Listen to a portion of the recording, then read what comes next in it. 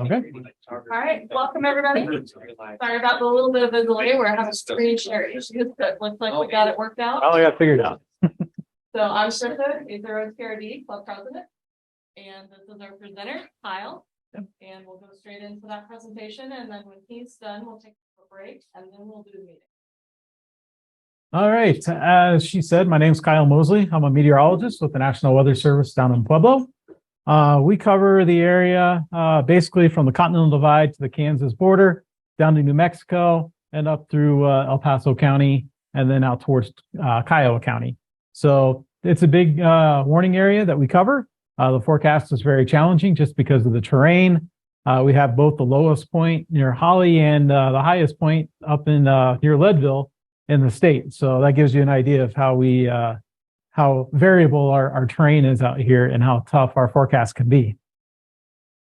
So the main reason you guys are here is for storm spotter training. And, you know, you may ask yourself, why do we need storm spotters? We got all this technology that's out there. You add credibility to the hazards that are out there, the thunderstorms, the hail, the wind, the tornadoes, the flooding, things like that. It enhances our public response. So it gets us into the community, talking with you guys, gathering information from you. That way we can relay it to other people in the community. It improves our warning accuracy. Radar has its limitations. You know, you provide that ground truth. We can probably tell that a storm has big hail, but the radar doesn't tell us how big that hail is. Same with winds. It can tell us there's strong winds. It may not relay what those winds are, but you can relay that information to us, and it helps us provide better warnings, that ground truth. The other thing is weak tornadoes, especially out further away from the radar, they're very difficult to detect.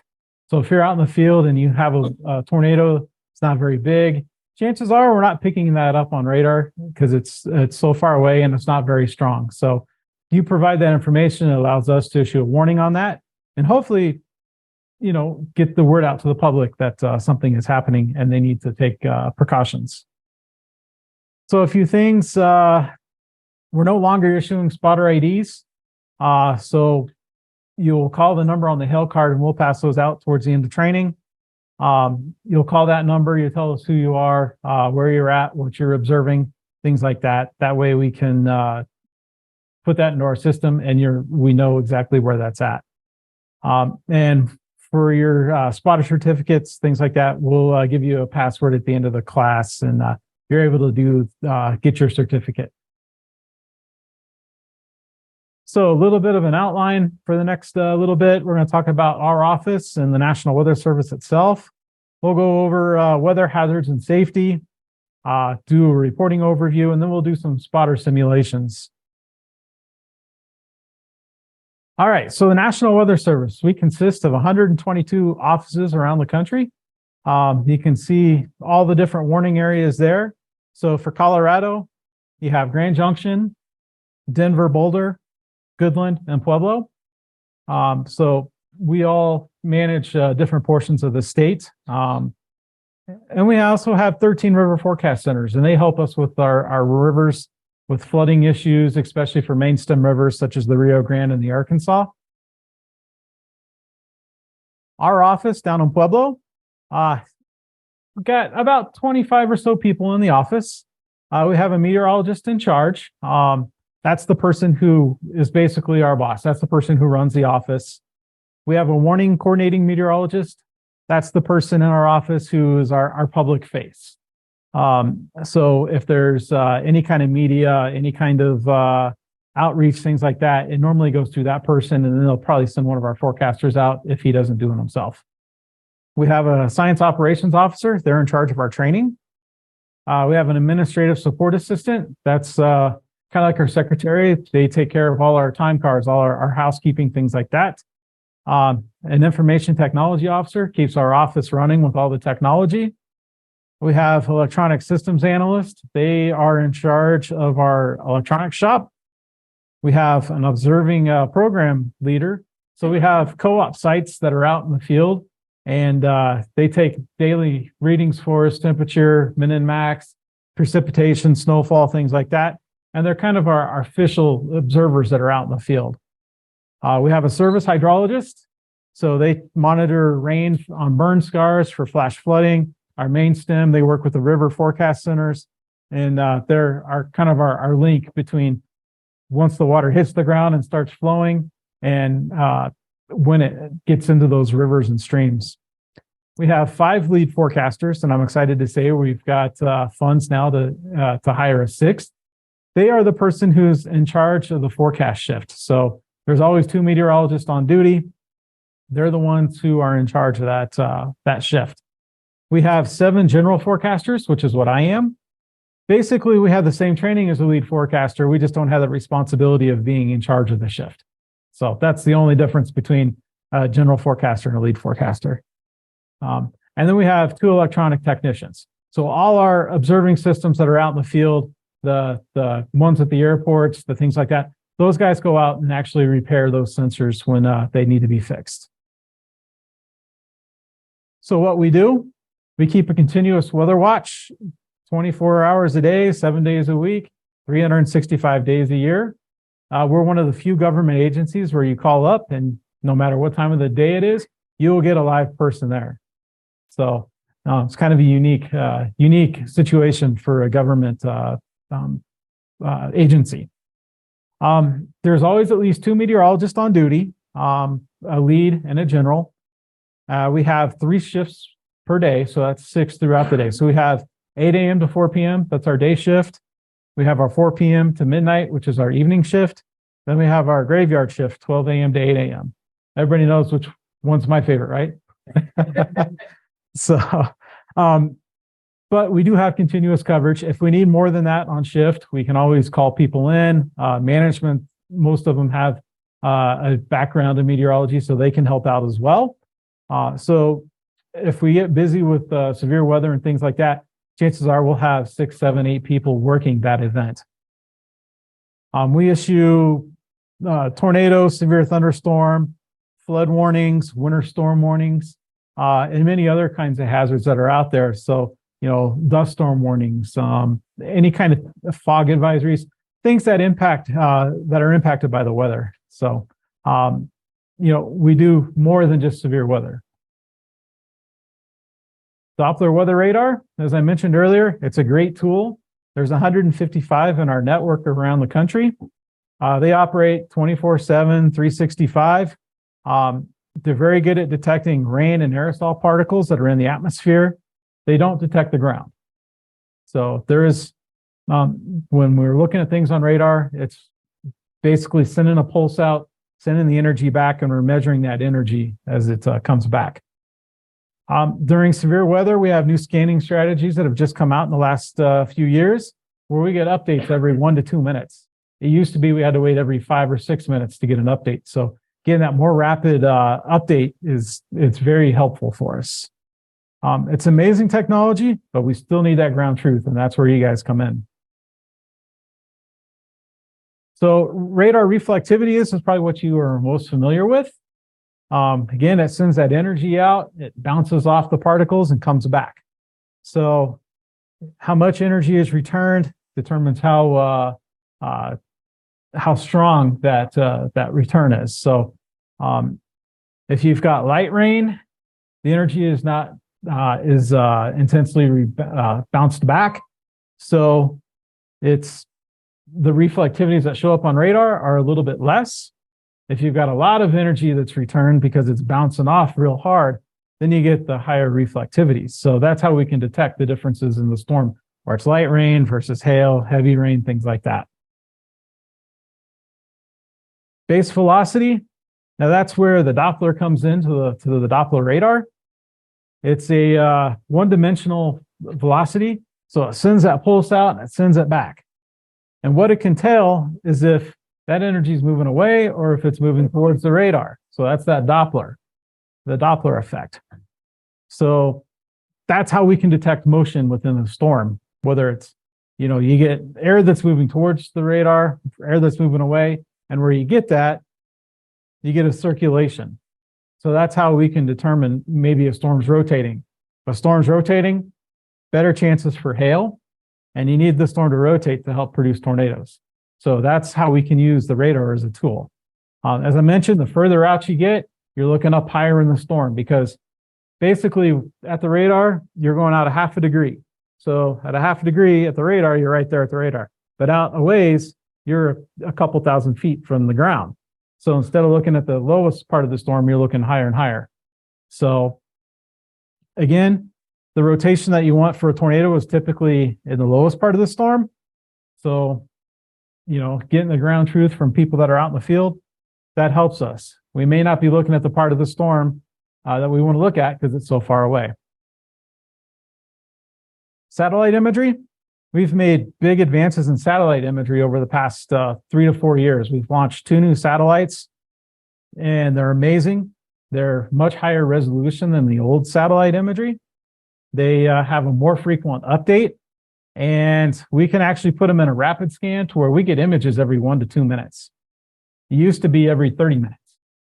And if we put it into a rapid scan in the past, it was like every 5 minutes. So a 1 to 2 minute radar satellite update is pretty impressive. We use visible satellite imagery, which is like it's used during the daylight time. It's like a camera up in space, just shooting down, and you see what's happening. It doesn't work at night, obviously. We have infrared satellite imagery. We have water vapor, and each of those can tell us many different things. All right, so now we're going to go over a weather hazards overview. All right, our hazards here in southern Colorado: severe thunderstorms and tornadoes, wildfires, flash flood and river flooding, and winter storms. Spotters tend to typically report the severe weather. We also use you for winter weather, measuring snowfall, and that's important. And unfortunately, we don't go over the winter storm stuff in this presentation, but if you get snow, it's always helpful to have you call in and say, I've got 5 inches of snow with this last storm. I've had this much liquid precip with it.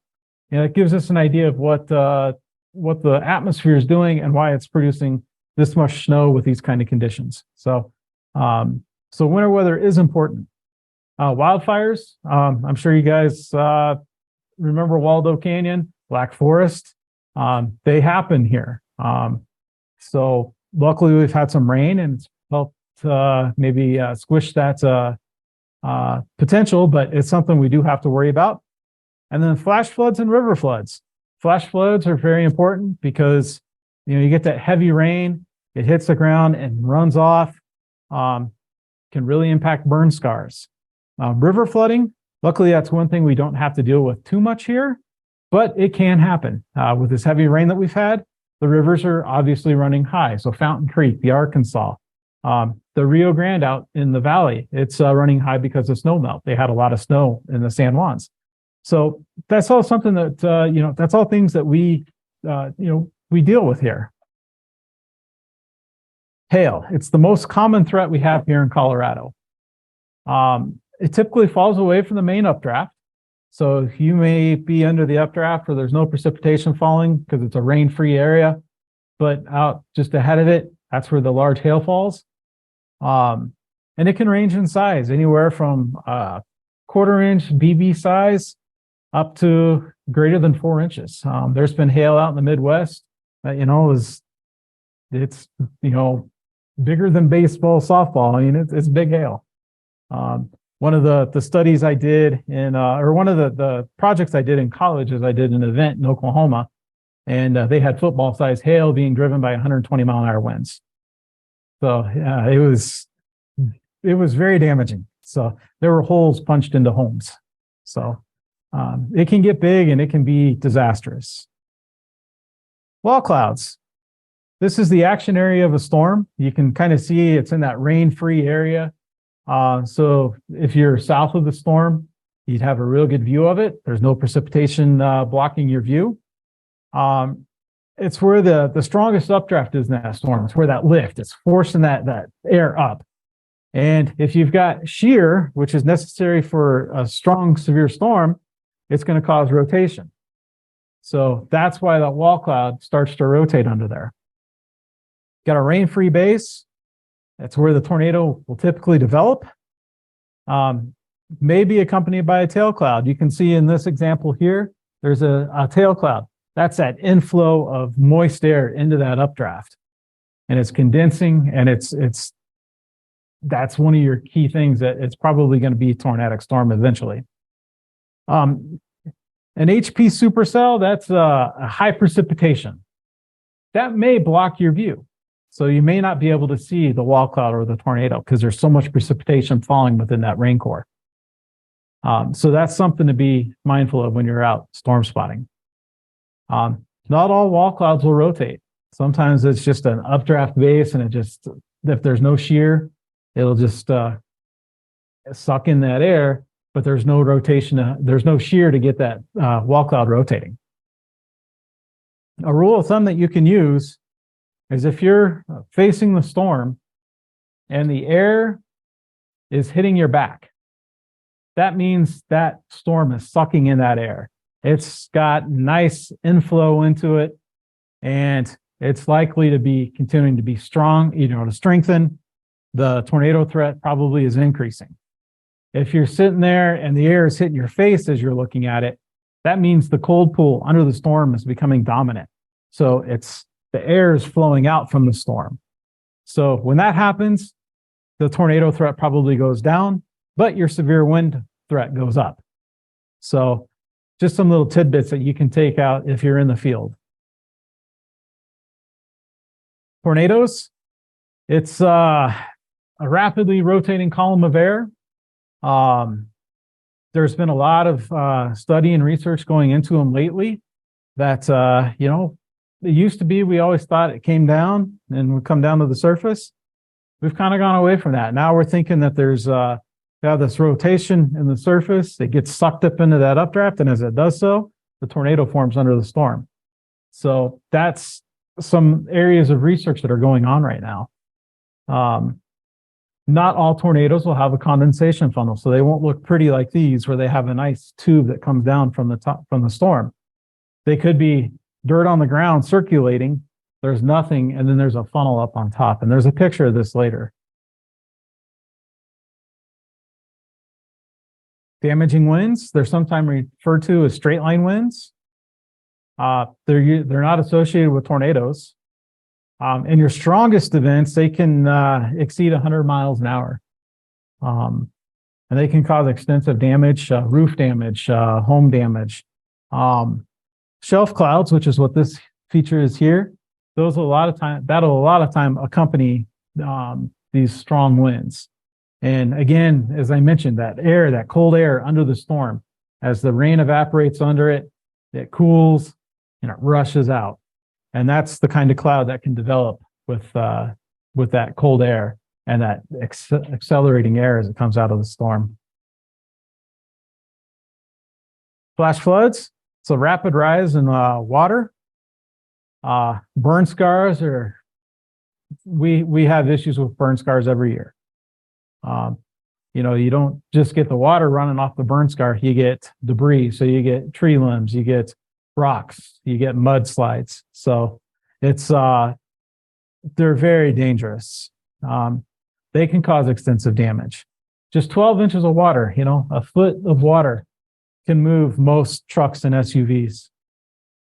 So being in a vehicle with rushing water, flowing water it's pretty dangerous. 3 to 6 inches of water can knock you off your feet. So if you see the flash flooding, don't go into it, turn around, don't drown. That's our motto for flash flooding. All right, a brief safety overview. Lightning. If I'm out storm chasing, yes, I storm chase every once in a while when I get a day off. I know where tornadoes are going to be. I know where the hail is going to be. I know the wind, things like that. I know how to deal with those, how to stay away from them. Lightning, that's the only thing I can't predict. I don't know where it's going to happen. So that's the one thing that I always take very seriously when I'm out there. One bolt of lightning can, 50,000 degrees. Usually strikes the tallest object. That's not always the case. I've seen examples where you've got trees all around and it strikes the rocks that are in the middle. It can strike the same place over and over again. There's a myth that, lightning doesn't strike the same place twice. It definitely can. That's why they have, if you look at NASA down at Kennedy Space Center, their launch facilities, they all have the lightning towers out there because they can continually hit those. And they can strike miles away from the storm. You know, you hear that, lightning out of the blue. And that's, you get an anvil that's out away from the main storm, and lightning can come out of that anvil, and there's no precipitation anywhere near it. So this is kind of an example of that, where you've got the main thunderstorm base here, the core, but look where that lightning bolt is. It's way out ahead of the storm.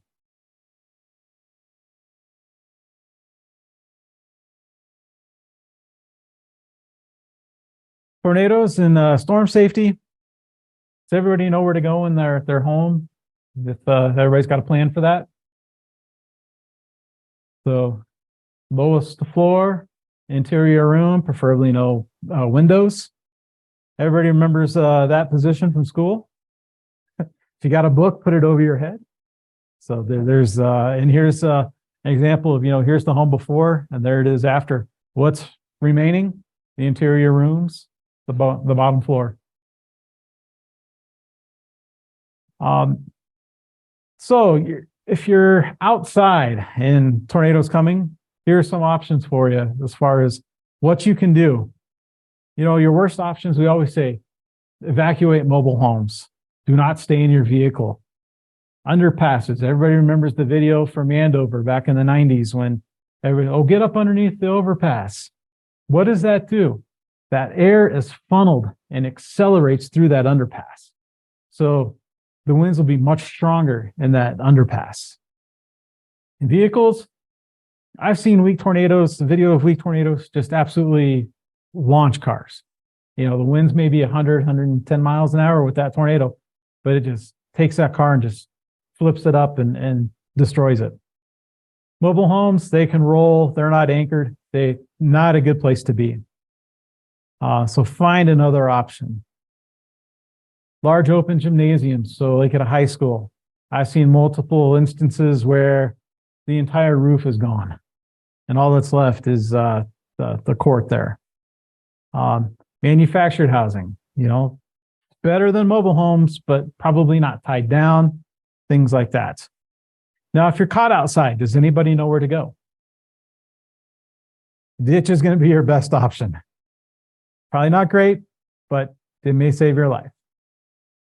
Good options, interior rooms, well-constructed homes or buildings. Basement is obviously going to be your best choice there. And then your best options, if you can get out there and get a shelter, that would be the best one. The best option is if you have those storm shelters. Obviously, here, you're probably not going to be dealing with a tornado threat like you would if you were in Oklahoma or Kansas. So, luckily we have that working for us here. Again, nowhere to go. Interior rooms, lowest floor of the house, a bathroom. I always, in high school, we always did the evacuation drills to take shelter. I grew up in Missouri, so we had tornado drills. Everybody's always, I'll go down to the bottom floor. I was like, okay, I can do that. We'll get in the hallways, up against the lockers, all that. I was like, I'm going to go into the bathroom. The toilets are sometimes the only thing that's left. So I was going to go hug the toilet. All right. So your flood safety, we always say, turn around, don't drown. How many times do you see cars go into flooding? Next thing you know, they're sitting there floating. Exactly. Every storm. And unfortunately, we just cannot get this through. Don't let a bad decision be your last. Turn around, don't drown. Don't drive around barricades. It's just common sense. So, because you never know what you're going to cross. So here you got a flooded roadway, you got barriers up, you got people. Those people who are over here on the side, checking out what's going on. Probably not the best place to be. As that water flows, it can undercut the banks. They become unstable, and you could fall in. The other reason you don't want to drive across is because, the road's gone. So, and this has happened a lot of times. I can get across that, and all of a sudden they're 20 feet deep in water. There's no road. All right, so our new emergency alerts. On our warnings that we issue, our severe thunderstorm and tornado warnings, we have these different tags that we can do with these storms. So we have a base tag, we have a considerable tag, and we have a destructive tag. So for winds, 58 miles an hour, which is basically 60 mile an hour is our warning criteria. 58 miles an hour is 50 knots. So that's what we go off of. So that's your base up to 70 miles an hour, then it becomes considerable. And then at 80 miles an hour, it can become destructive. Hail, 1 inch, then 1.75 inches, and then baseball size. So for the WIA, that's the wireless emergency alert. So on your cell phones, if we have the base or the considerable tag, it will not message your phone. But if it has the destructive tag in it, it will alert your phone. A tornado warning pretty much always alerts your phone. So that's where we've kind of gone with our warnings, because we're trying to make it to where you guys get it, but you're not getting so many warnings on your phone that you're going, oh, it's just another severe thunderstorm warning. And you're ignoring what we're putting out. So if you guys want to scan the QR codes and things that are there, that'll get you some information on them. The WIA, the language that we use, the messaging that we use. So I'll give you a couple seconds to do that.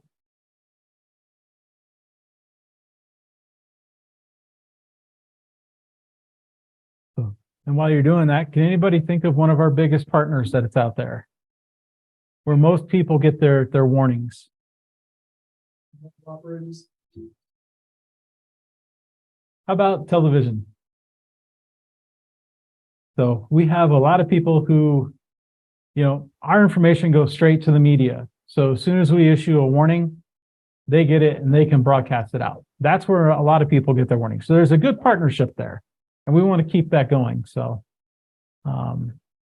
just a little information there. But we do use the radio ham operators, the Pikes Peak region area. We use you guys a lot. We use the Pueblo area down in the Huerfano County. So you guys are very important. All right, so reporting. As soon as you feel comfortable, and that's usually after the event occurs, report the weather. We don't want you going out there and baseball size hail. Oh, I've got baseballs, and it's hitting your head. Next thing you know, you're knocked out. Or there's a tornado outside, and yeah, we just want you to be safe. That's our number one thing, is be safe. So yeah. The 3 C's of emergency communication: be clear, be concise, and be calm. So we get a lot of people who follow up sometimes if they're out storm chasing, and it's like, slow down. I can't understand what you're saying. Stay calm. All right, so what do we need from you? Who you are, so tell us your name. Where you are. I'm at my home, which is at 510 11th Drive or whatever, and we can put that in our form, and it'll come up with where your location is. What do you see? Describe it. Be brief. I got baseball size hail. All right, that's awesome. We can put that in there. We know that's very concise. Where did you see it? Are you at home? You may tell us, that, oh, I'm out driving around. I'm mobile right now. I'm not at home. So if we have your name, we put you in, and you may be 30 miles away. So did you see it? Where did you see it at? When did it happen? Be specific. Those times are important, because that helps us verify warnings when we go back and look. So these are important things: name, exact location, describe it, be brief, where was it, and be specific on the timing. What's a report? The widest diameter of the hailstone, penny-sized hail or larger. Severe thunderstorms, they require 1 inch hail or larger, but we go down to pennies because if you're getting pennies, chances are there's probably larger hail in there. Most importantly, do not report marble-sized hail. What kind of marble you got? We like to reference things to coins because everybody knows the size of quarters, dimes, nickels, pennies, things like that. And then once we get up to bigger hail, you know, ping pong ball, golf balls, tennis balls, baseball, grapefruit. So those to softball. So that way we know what you're talking, you know, what size of hail you're talking about. A marble, it can be anything. It can be quarter size down to BB size. Hail cards, and we'll get you some here in a little bit. But this is what the front looks like. You can take that and use it to measure the hail. And then here's what the back has on it. It has what to report, what events to report, the phone numbers, things like that for getting it into our office. Damaging winds. Winds of 58 miles an hour. Again, that's 50 knots, but 58 miles an hour or greater. It's important that if it's measured, we know that. Some people call in, oh, it's at least 50 miles an hour. Are you sure? Because sometimes 50-mile-an-hour wind could be 30-mile-an-hour wind. So people have a hard time judging wind. And yes. Either or. If it's a sustained wind that's really strong, and then gust on top of that, that's important to know. But yeah, wind gusts of 58 miles an hour or greater. The gust is what's probably most important. But if it's a sustained wind that's up there, that's important as well. So great question. And again, like I said, most of the time, people have a hard time knowing how strong the wind is. Like in my house, I got an anemometer out back. And I think the wind's probably, oh, it's got to be 40 or 50 mile an hour, 30. So yeah, it can be challenging. Physical damage that's caused by the wind, that's important to us. You know, it blew down trees. Well, how big of a tree? You know, did it blow down a tree like this that's decent size? Things like that. So that's important. Use your best estimate of the largest branches that have come down, things like that. Rotating wall clouds, funnel clouds, things like that. If it's rotating, we may need a tornado warning on it because it may be able to produce a tornado very shortly. So, you know, look for that rain-free base. Look for persistent rotation. So those are important to us. And not all tornadoes will come out of a wall cloud. We have land spout tornadoes that occur out east, and they don't need a wall cloud or a rotating storm. They can have just enough low-level rotation in the low levels that it can spin up. Think of a big dust devil. All right, what to report? Tornadoes. So, as I mentioned earlier, you may not get a funnel and a column that comes all the way down to the surface. So in this case, you got the funnel up top, but look down here, you've got the dirt going around at the bottom. That is a tornado. The one on the far side there, that's a pretty obvious tornado with the rotation and debris coming up. What about this image here? What would you report there? That's a tough one. You're quite a ways away from it, right? Maybe it's a smoke plume that's going up from a factory or something. That one's a tough one. You know, we would have to look at our radar, see what's going on over that location. Is that storm capable of producing a tornado? That, you know, that's important to us. So if you call up and it's like, oh, I got a possible tornado at this location, we can look at it on radar and go, maybe not. Maybe there's something else going on. So that's also important for us. Flash flooding, give us your best estimate on water depth. Do not enter the water because it could, but use things that you can use. Like if there's a curb, if there's a car that's stuck out in the water because he didn't pay attention to what was going on. You know, how far up the wheel is it? Is it an SUV and it's up to the top of the water? You know, it's 30 inches deep. So just tell us to your best estimate what's going on. Damage to roads, anything that's washed out, that's important for us. Submitting a report. One question you can ask, is it life-threatening? Yes, give us a call immediately. You know, tornado, damaging winds, hail, flooding. You could also call 911. They would relate to us as well. You know, if it's probably not life-threatening, you've got like 1-inch hail, you've got a lot of heavy rain. Use one of our other ways to get to us, you know, spotter network, your amateur radio. I know most of you guys are on the radio all the time. So, you know, use that. We're always monitoring in our office. Twitter, Facebook, email, those are all ways that you can get us information. So there's multiple ways, and we monitor them all. I will get you that in 1 second. I think that's the next slide. So the 1-800 number, that'll get it directly to our office. You know, whether you're witnessing, where you're at, and what time. So, oh, maybe it's the next one. So Twitter, those are our handles. There's always somebody watching it. We have a program in our office that will, anything that's hashtag with Pub Spotter, with NWS Pueblo, it'll come in on that. We can monitor that. So we see those reports. Same thing with Facebook. So we're always constantly monitoring. There's your repeaters out there, your radio channels.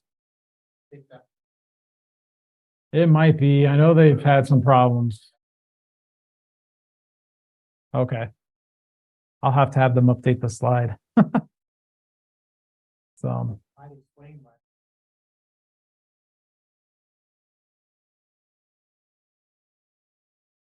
Yeah, well, I'll have to relay that to them, see if we can get it worked out.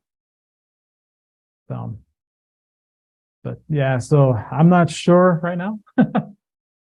So do you by chance know what you guys were on today? Yeah. I think they're running on Cheyenne Mountain right now. Yeah. Pikes Peak has become so problematic. Yeah. Yeah. And I know we've been talking to people trying to get all that worked out, and it's just been. That's been on Pikes Peak 30 years now. Yeah. It's just not reliable. Yeah. So. Mm-hmm. Yeah, I was gonna say it's like.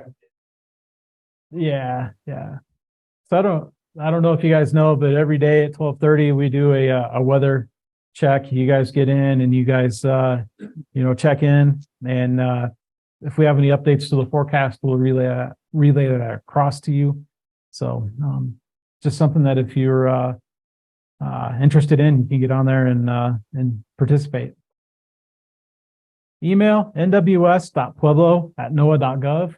If you've got pictures or video that you want us to see, that's probably the best place to send it. So especially after the storm is over.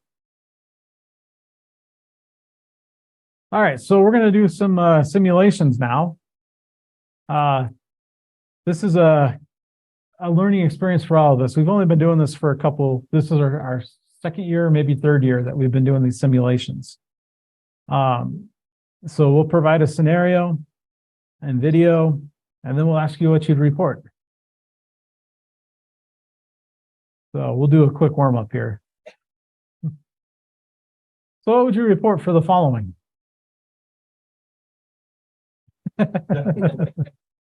Well, wind for one, and the direction it's coming from. Okay. And since you probably didn't know the speed, you just say that, it's knocking semi-high-profile vehicles over. All right. What time did it happen? Give the time that I saw it. All right. Go for it. That's it. Yeah. Severe thunderstorm? Clouds are gray, but I don't know. I can't think. My thought on this is it could be, you don't know. This is obviously just a practice scenario. It could be a high wind event where you've got downslope winds coming off the wet mountains into the I-25 corridor down near Walsenburg.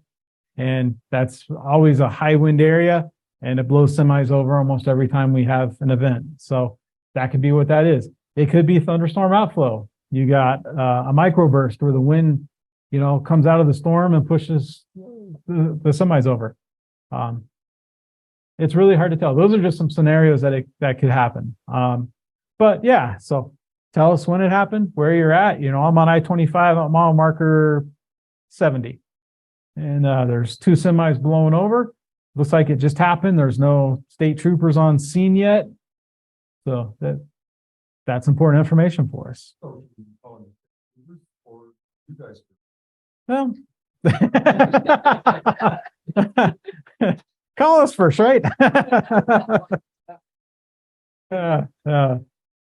So obviously, if it looks like there's injuries and it looks like that, 911 is obviously your first call. We may be a close second just to say, hey, there's semis blowing over on I-25 and, there's really strong winds. All right, what about this?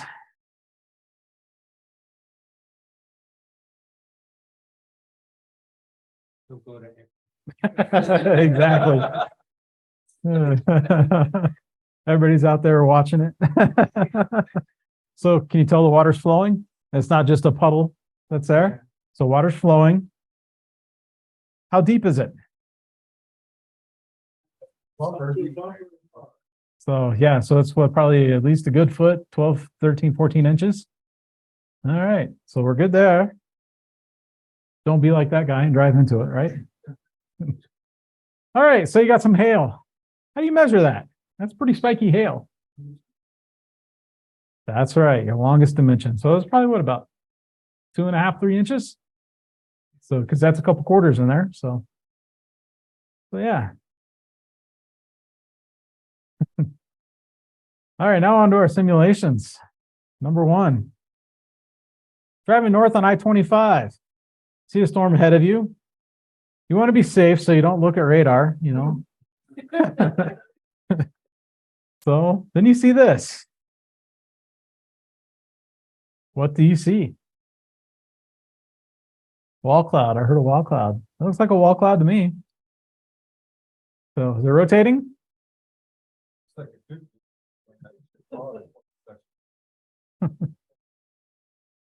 It's really hard to tell, isn't it? Yeah, it's not obvious that it is, but it definitely is a wall cloud. You can see it's in that rain-free base area. Is it rotating? It's hard to tell. There could be some clues. You've got some clouds kind of on this end over here that may be trying to flow into it. You can kind of see them condensed a little bit, but it's really hard to tell. It's not really sending. Yeah. So is it important to call us? We'd appreciate the call. Say, hey, we got a storm here. It's heading up. I'm heading up I-25 near Fountain. And I've got a wall cloud. Can't tell that it's rotating, but that gives us a good clue that we can look at that storm and go, yeah, it's got some potential, or it just looks ugly. It isn't pretty, but the tornado threat is low. We can look at those environmental conditions and say yes or no, but it's important for us to know. All right. So reportable, yes. So what are we going to report?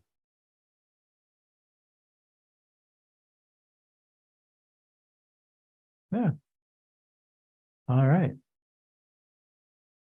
All right, number 2. You see some strong storms popping up near you. You decide to go check your radar app, your favorite one that you have, and you see the following image.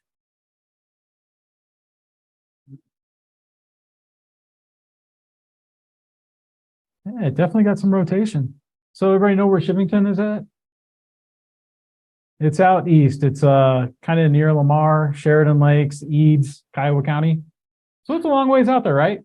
our radar is, you know where our radar is there and near Boone, north of Boone. So that's quite a ways. You're looking probably, what, about 80, 90 miles? So as you go out, you're looking a little higher up in the storm. So it looks mean. Looks like it's probably got some rotation, but it's kind of in that mid-level part of the storm. You notice it's a supercell. I agree with that. So you're going to go to a location where you can safely monitor it. So assume the road is oriented north to south, Highway 1. And you got the car closest to you heading south, and you see this.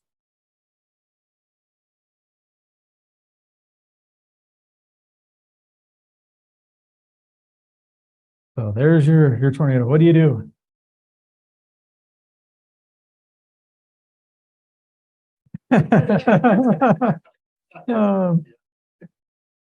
All right, so who do you call? Not the Ghostbusters. All right, call our office. And what do you report? All right, I'm on Highway 1 at mile marker 25, looking to the west, east, whatever direction we're looking, and got a tornado on the ground, right? All right. Is there anything else there that's reportable that you think? Yeah, there's some rain falling. Yeah, it looks like there's some buildings out there, probably a farmhouse. So, yeah, so we can take what we saw on radar on a couple slides. Yeah, there is no wind. Yeah, so we can take this information from you. Yeah, we're looking at the middle of the storm, but what's happening in the lowest levels, you're verifying what we're likely seeing. You know, if I was on warning operations with the storm, I probably have a tornado warning out on it just because it has that rotation in it. And it's not just weak rotation, it's pretty strong. So that just gives me confidence that what I'm seeing on radar is actually happening in the field. That's why we use you guys. Uh-huh. It's probably pretty hard. It's just a direction. You can give an idea of what the distance is. Maybe, you know, if you say you're at mile marker 25 on this highway and you're saying I'm looking northeast, it looks like the tornado is maybe 4 miles to the northeast. We know what storm you're looking at. We can, you know, okay, it looks like maybe it's 3 miles. We can get, you know, we can co-locate things pretty well. As long as you give us what your thoughts are on it, and then we can relay to you, oh, it's only 3 miles from where you're at. So, all right. So yes, it's obviously reportable. Call us immediately with the tornado. All right, simulation number 3, radar imagery. You're located where that blue circle is. You're out storm chasing and you're on the highway there. 5 miles south of Kit Carson on Highway 287. No, the town out in Cheyenne County. So again, you're quite a ways out from the radar. You know, we're looking mid-levels of the storm on the radar. You see this radar velocity signature when you're looking at your app. So what do you think you might be expecting to see? You know, something interesting. So since you pulled over, you're already ready to look at things. Here's what you see. So yeah. So this is one of those cases where you've got a lot of shear along the storm. It may not be supercellular, but you know, notice your base up here. Your base is fairly flat. You know, it doesn't look like a wall cloud, but you get that. This is probably one of those land spout tornadoes. Extremely hard to see on radar, especially when you're looking a long ways away. And there can be multiple of them. And in that radar image that we were looking at, you can see there's multiple areas that we'd be interested in, probably right here, right? And here, there's just a lot of shear along that line. And, you know, you've got a thunderstorm, you've got that shear, and you're going to get that rotation in there, that spinning. So those are things that we're interested in. And like I said, we don't know what's actually happening at the surface. This gives us verification that, yes, there's things spinning up there that we need to know about. And if I was on warning ops, yeah, I may have had a severe thunderstorm warning on it. I get a call from you guys. Oh, there's land spouts that are occurring. I can put out either a heavily worded land spout warning, you know, for a severe thunderstorm warning with land spout in it, because a lot of times these are brief. Or I could put out a tornado warning, which in this case, I probably would have done a tornado warning because it's pretty significant. There's enough shear there and things that I would be confident to do that. Does the Doppler radar get an accurate perspective of the shear when it's 90 degrees to the direction from the radar? Yeah, there's issues with that. If you're looking out down radial, depending on where the storm is, you can have it'll either under or overestimate what you're looking at too. So that's another thing that we have to look at, is we get that information from you. So yeah, you have some looking differences as well. So if you've got an east wind and the westerlies, they're looking like this, you know, you might have trouble seeing the ones that are coming into it as opposed to going out. So it can be challenging. So those are all things that we deal with. Just a quick question. When something is happening and you have all these Daniel weather spotters out there looking toward Kit Carson, does your switchboard light up when things are happening, or does it stay red till the call? It can definitely light up. But we can't assume that my partner here is going to make a call in. Exactly. We need to make sure we make the call, and you'll let us know. Oh yeah, we got an eye on Kit Carson. Thank you very much. Yeah, and it also helps us verify. Like if we get one call, you know, sure, the storm looks like it could be doing something. You know, it may not. It doesn't look like on radar. It could look interesting. It may not be enough to go, I think I'll go with a tornado warning on it. But if we get a phone call and somebody says, yes, I've got a tornado, then we get 2 or 3 more saying, I'm looking at a tornado, I better put a tornado warning out if I don't have one already. So, you know, that's one of the other things, is if there's multiple calls coming in with the same thing, that just is like, all right, we've got a warning. We've got pretty good verification that something is happening. All right, so I mentioned the password for your certificate. So that's what you can do. You can get your Skywarn 2023 exclamation point. I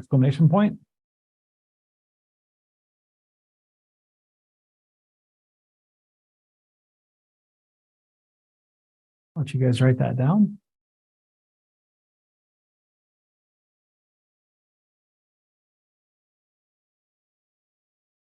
So I guess when you guys are doing that, you know, we deal not only with the severe weather and things, we deal with aviation. So we do forecasts for Colorado Springs, Alamosa, and Pueblo. So we do that. We do fire weather with the Forest Service and different agencies that deal with that. So we do a lot within our office. So it's not just the severe weather, but the severe weather is kind of our bread and butter. That's why we're here. We're here to protect lives and property. And that's one big aspect of We doing got a that. tornado warning a week ago today. Yeah. Well, radio. Yeah, and it was in Teller County of all places. That is not someplace that you would normally expect, but man, those storms look good. Yeah. Yeah. Yeah. Okay.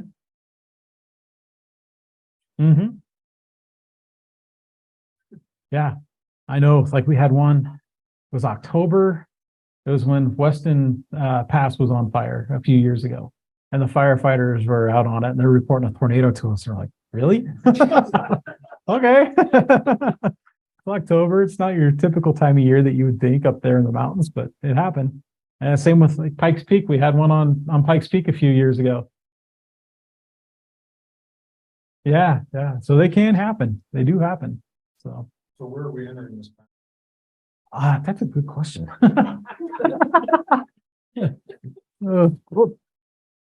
All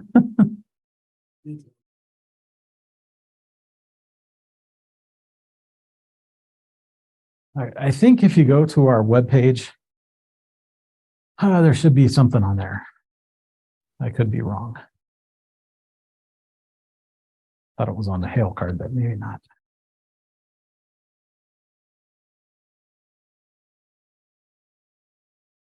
Are you maintaining the spotter database? You get it? Have you given up? Did you get it? If you have a storm spotter ID, tell it to us because it's still in there. Yeah, I don't know if we'll go back to giving IDs or not, but I prefer it, and I think a lot of the Mets would. Yeah, yeah. So I don't know why they went away from that. Yeah. Well, and it's hard to keep people And I know maintaining the database. that was the big thing. So if you have a. It still is used. So you can, yeah, you can still relate to us and let's see here. I thought there was a link somewhere on here, but I don't see it anymore.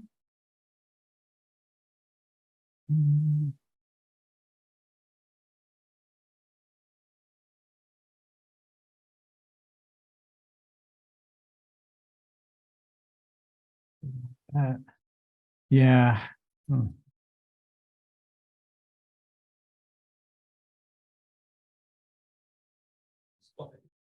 Yeah, there might be.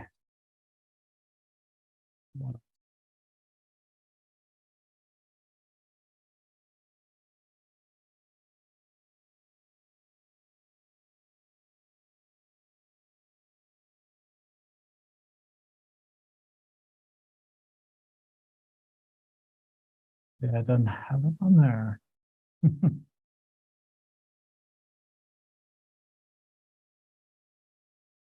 Yeah, I'm not sure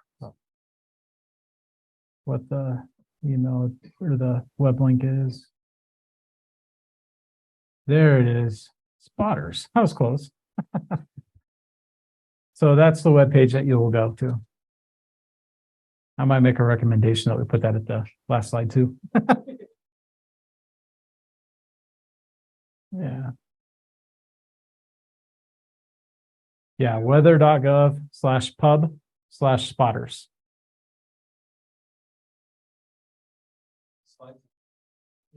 Yeah.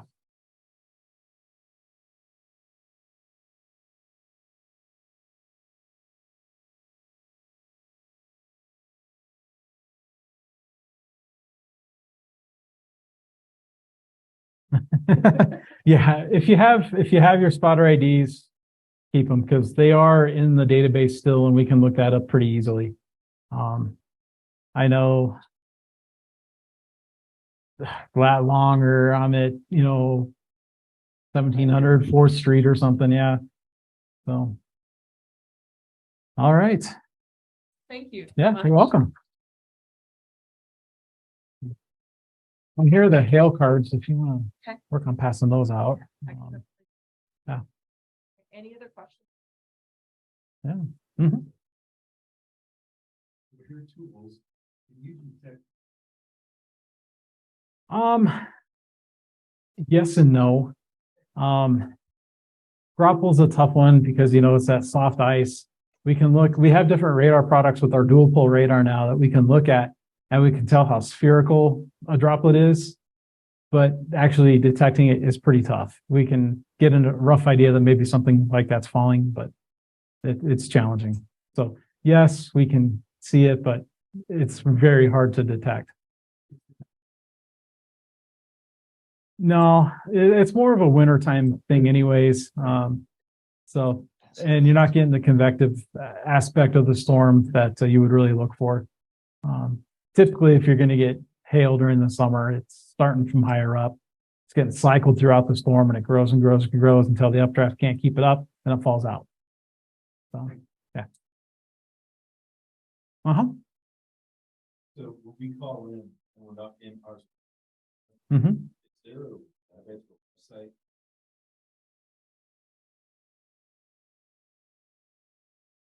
Yeah, I don't know if there's a database for that, but if you have like web access and like say you're in, Goodland, Kansas area, that northwest Kansas, get on their webpage and look what their phone number is. That's probably the best way to do it. Somewhere I know there is a database that has that information.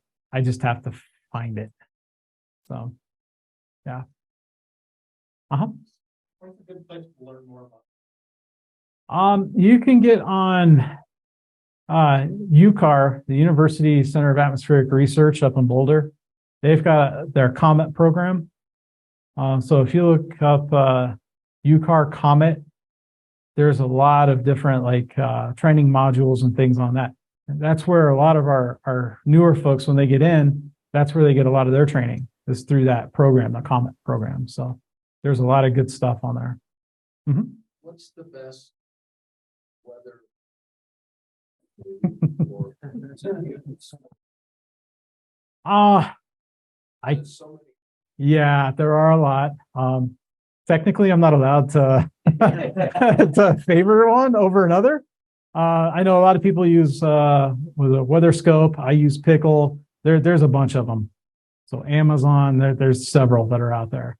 So it just depends on what you prefer to look at. If you like this one's color curve over that one, that's kind of the way to go. But yeah, I can't plug one over another. So, uh-huh. I'm curious, we watch the guys TV, Mhm. talk about their models. Are you running them on the predictive models out of your office or the area?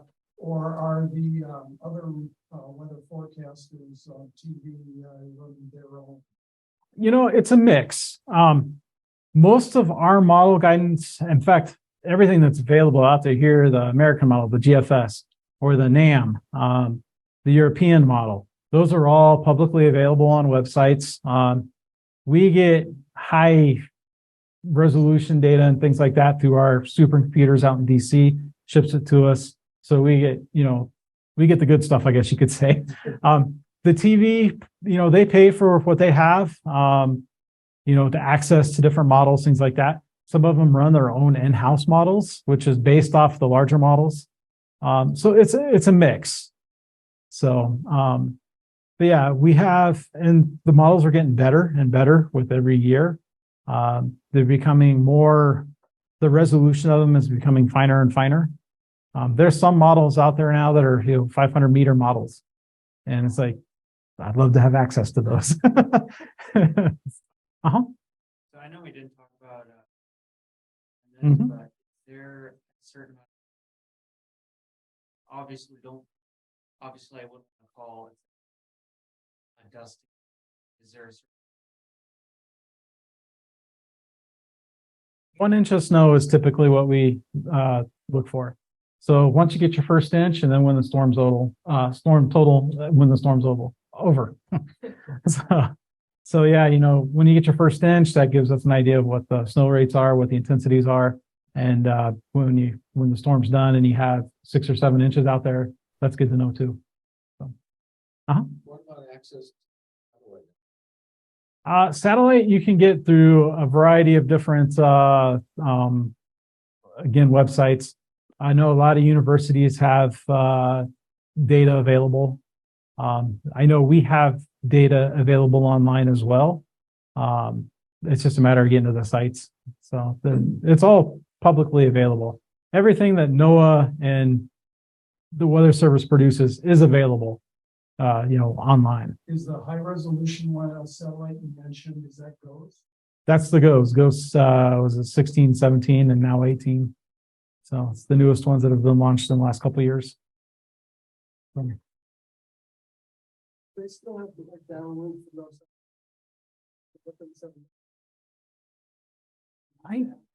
I would assume they probably do. I'm not really sure. So, because we get it piped in from wherever it comes from. So, But yeah, I know like when I was in college, you could hook up the ham radio to a computer and download images, satellite images. It was slow, but you could do it. You can, but they've got more. Okay. Yeah. So, yeah. Any other questions? I have one. Go ahead real quick. The history of tornadoes, Mhm. is the incidence of tornadoes now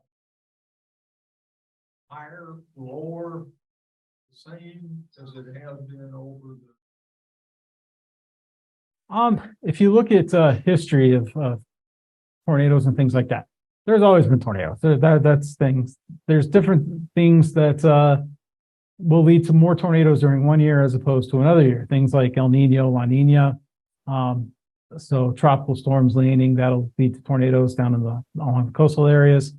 So there's different things that will, bring those ups and downs. But what you see is this massive spike over the past 20 to 25 years. And I think that's just because there's more people out there. There's more access to like Twitter, Facebook. People are able to report them more. And there's more people out storm chasing. When I was in college, when my first couple of years of being there in the late 90s, going out storm chasing, you were the only ones there. Now it's a parking lot and it's dangerous. I personally don't like to do it anymore because it's just dangerous. There's too many people out there doing it.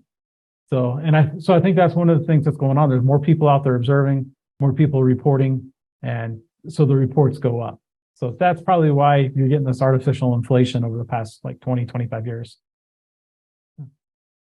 Mm-hmm. With all this information in your slides that's been recorded, Mm-hmm. it used to, because I've been doing this, you didn't want some of the information to be public. Now with everything, Phone number, stuff like that. yeah, and we gave out the 1-800 number. That's a public number. It's, toll free, so it doesn't cost anything. A lot of our numbers that we have in our office, we typically don't give out. That way, if something rings through on that line, maybe it's another forecast. Boulder's calling us to coordinate with a storm that we're working on. It's right on our border between, Douglas and El Paso County. We need that line of communication open.